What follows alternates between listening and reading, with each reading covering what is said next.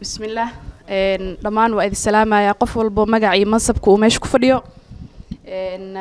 سقاس وحق السلامة يا جامعة إنه بنادر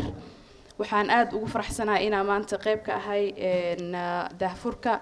innovation center ka run ahaantii hadaan nahay dhalinyaro siqaas ee gabdho Soomaaliyeed waxaan aad ugu faraxsanahay in naloo zaaidiyo innovationska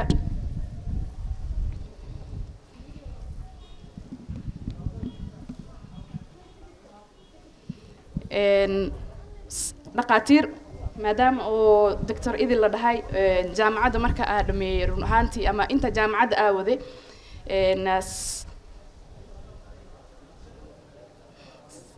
sanadka saddexaad marka ahaa waxaa bilaabay hal abuur aan noqday entrepreneurship kadib dhalinyarada markaas waxay dhahayeen jaamacad adoo dhiganaysid oo medicine haddana sanadkii saddexaad haddana guursaday inaad guursatid jaamacad medicine oo kuliyad adag haddana inaad shaqo kusii dartid oo hal abuuraa la imaatid oo rangaraysid waxaa waaye wax adag laakiin hadafkaygu wuxuu ahaa maalinta aad jaamacadda dhameeyo inaan ka mid noqon dhalinyarada ka cabanayo shaqo la'aan jirto aabbo meel ma igeysid adeerkay intuu joogaa run ahaantii waxayna ii ahayd hal abuurkaas oo maalinkaas furay in yani maalinka aad jaamacadda aad dhameeyay inuusan walwal iyo depression iyo niyad-jab iyo gurijoog ii noqotay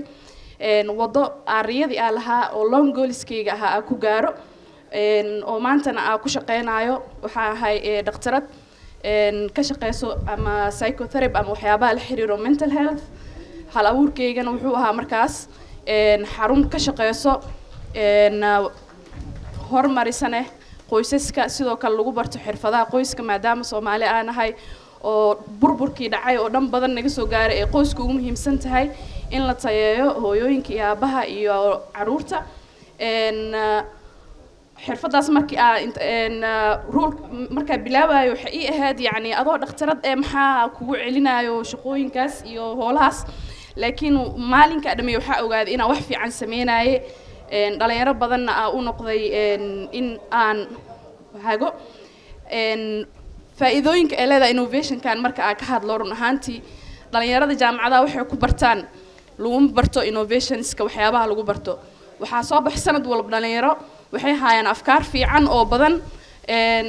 laakiin ma helaan meel lagu hago lagu hogaamiyo lagu totoosiyo waxaan mudan ina mar walba sheego innovationka ugu horeeyo oo gacan weyn iga siiyay ina businesskayga ama ideadeeda inta ku qaabay ku totoosiyay oo hore ugu waday Summit Innovation waxaan aad ugu faraxsanahay jaamacadda Banaadir oo hadda soo kordhisay in dhalinyaro badan ay sugaysa ayagana ay u faa'iideyn doonaan taas waxay naga caawin doontaa dhalinyaro badan oo maalin walba businessyadooda xirxiraan dhalinyaro badan oo fadhiyaan afkaartooda la fadhiyaan cabsi ay ka qabayaan in ay fail gareeyaan waxaan rajeynayaa dhaqaatiirta oo teamkayga in intay fadhin lahaayeen ee ka fikiri lahaayeen in ay shaqooyin helaan inay ka faa'iideystaan tiknoolajiyada oo aad sanadan dambe loo dhiirigeliyo in ay afkaartooda iyo sida bulshadooda wax badan ugu qaban lahaayeen ka fikiraan waxaan leeyahay marka waa isku tashane dhalinyaradan waxaan rajeynayaa sida iskugu tashta ayagana inay ugu tashtaan innovation centerska ee ka faa'iideystaan aadaa markale u mahadsantihiin waana bogaadinayaa innovationka Banaadir thank you